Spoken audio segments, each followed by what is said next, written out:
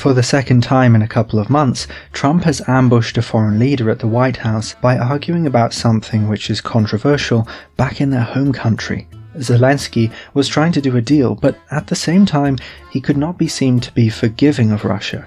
He would lose support in Ukraine.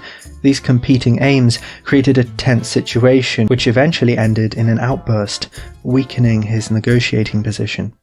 South Africa's Ramaphosa, perhaps to his surprise, found himself confronted with a similar trap. For Ramaphosa, Trump had even prepared a little video documenting the terrible treatment of South Africa's white population. The response in South Africa and America has been heated. If anything, the meeting has created more division, but most commentators have missed the big point. Trump is not an ideologue, he's a deal maker. Ramaphosa arrived in Washington to negotiate relief from Trump's proposed 30% tariffs. So how did everyone do from the perspective of a high-stakes political negotiation? Zelensky was a middle-aged war leader looking for allies. It was easy for Trump to provoke a response which weakened his position. South Africa's Ramaphosa is a different kettle of fish, a businessman and political pragmatist who holds power through coalition with South Africa's Democratic Alliance.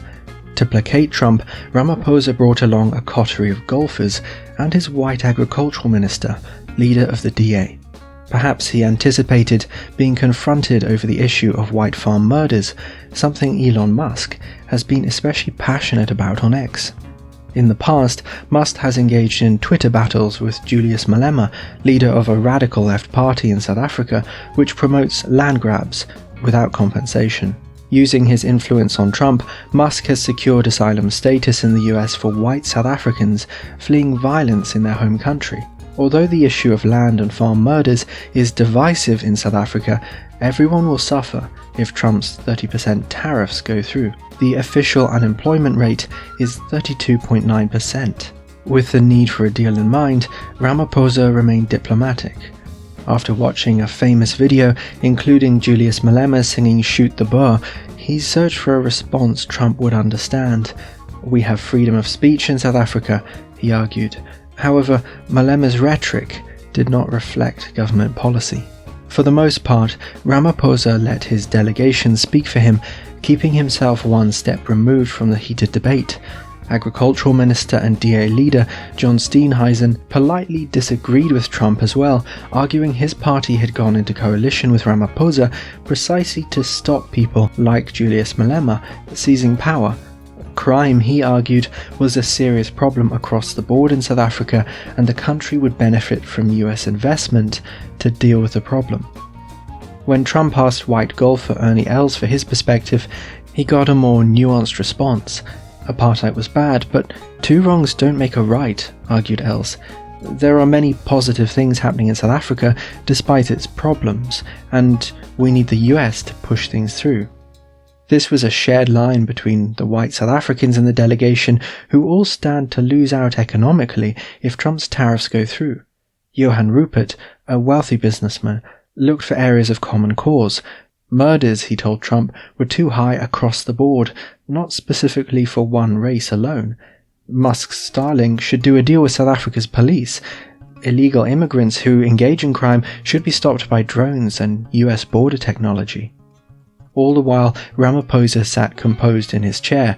By allowing for different opinions amongst the delegates, he strengthened his own position. Many discussed problems and disagreed over causes, but no one fully endorsed the idea of a white-targeted genocide. This characterized Trump's perspective on farm murders as exceptional, weakening his negotiating position. Unlike Zelensky, Ramaphosa used the people around him to deflect emotion and confrontation. What could have backfired as a strategy may actually have been a masterstroke. Now, despite all of this, the South Africans left without a deal, although Ramaphosa insisted the meeting went very well. Perhaps his government will have to consider making some small domestic concessions to Trump, investing in farm security, or something like that. However, Ramaphosa will have to be very careful. South Africa's economy simply does not work for a third of the country. Being seen to be giving special privileges to a minority could be controversial. A day after the meeting, President Zuma was trending on South African X. Former President Jacob Zuma has created a new political party, Umkhonto weSizwe, reportedly using funding from Russia.